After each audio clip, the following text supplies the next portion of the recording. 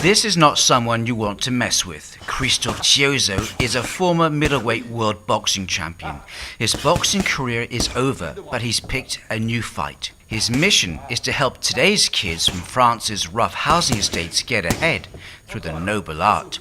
In 2005, France was rocked by weeks of rioting on housing estates in hundreds of cities and towns across the country.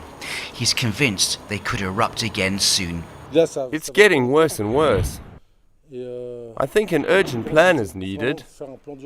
Nothing is working well now. With financial backing from big business including Brinks, Veolia and EDF, Christophe has set up 2 boxing gyms in the heart of 2 of France's roughest estates, in Paris and Toulouse. Several more are planned.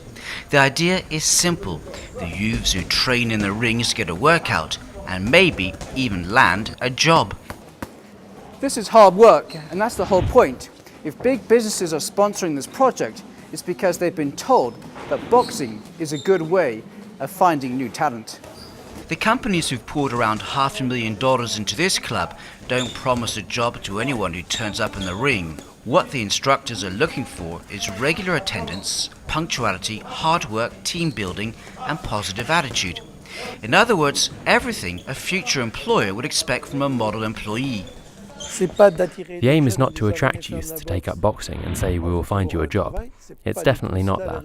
It's come and box, do some sport, and then maybe, with the structure that has been put in place here, some of those youth will stand out and have their talent noticed. They can be pointed in a new direction or given career advice. And I am personally convinced that these young people are really very positive for our country, but sometimes it's extremely difficult for them to find the link, to have the contacts, to go out from the areas in which, or the suburbs in which they live.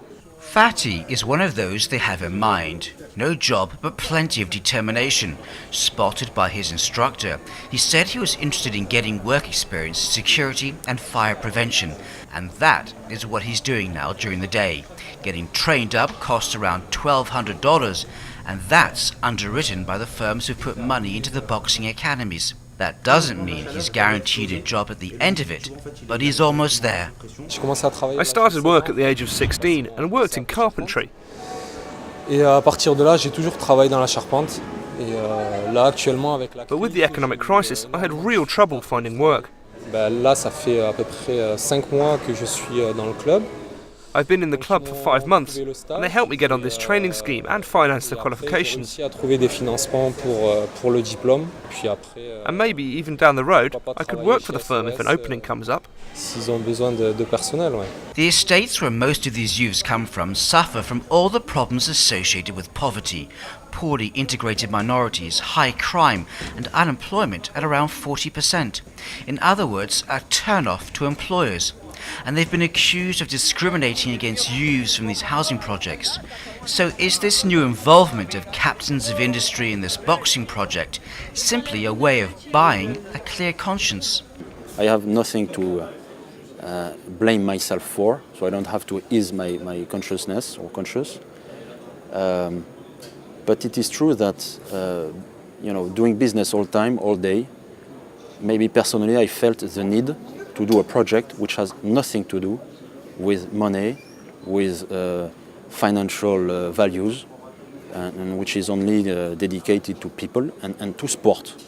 The reality is that most of these young boxers won't get a job by sparring. But that misses the point, say the instructors. One of their key aims is to try to provide some sense of order and respect in these kids' lives, which is so often absent out on the street. There are rival gangs in this neighborhood who will behave differently to each other when they are here and show more respect towards each other, thanks to the discipline we try and give them.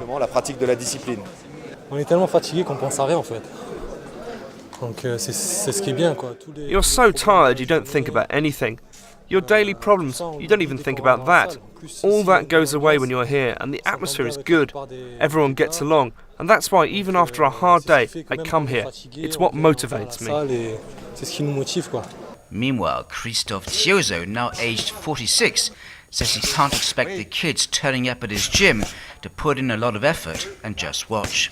Despite health problems, he says he will continue to work out to show that he's in this project for the long term too.